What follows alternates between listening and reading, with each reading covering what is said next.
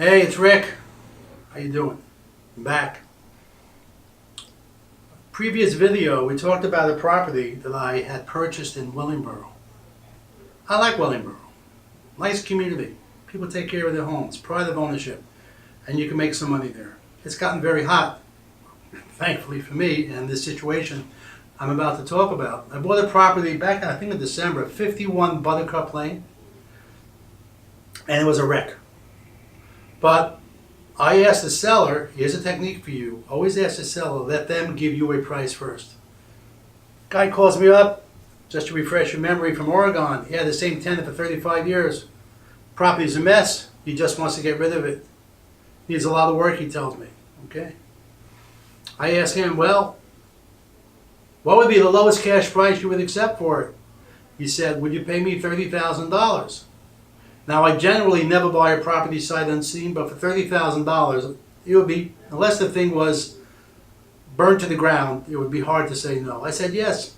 I bought the property for $30,000. I had a belligerent tenant. She's gone. I was walking through the property with my general contractor. He was a great guy. We walk out of the property, so I say to him, tell me, ballpark. You know, ballpark. What do you think it's going to cost me to rehab it? Now, he hadn't priced anything. We were just 2 minutes out of the property. He says, $45K. Well, I figured, buy it for 30, I'm into it for $45K, even 50, it's 80 grand. All in, closing costs, holding costs, blah, blah, blah. I'm under 100,000 bucks. Even with closing costs on the sell, ARV is 150, 155. I'll make money on it. So then, finally got the tenant out. I sit down with my GC, general contractor. Say, okay, give me the scope of work. And he's not so happy. He's not his usual chipper, smiling, gregarious self. I said, what's the matter? He says, well, it's going to be a little bit more. All right, so what's it going to be, 50, 52? I'm all right. He said, no, 70. So after I stopped choking on my cheeseburger and fries, he said, if the siding is this and that and so forth. Okay, I wasn't angry at him because my purchase of the property was not contingent upon that estimate. I was disappointed. That changed my strategy. So what did I do? Besides crying a lot, I went from, well, originally I went from this, so I'm going to make some money, to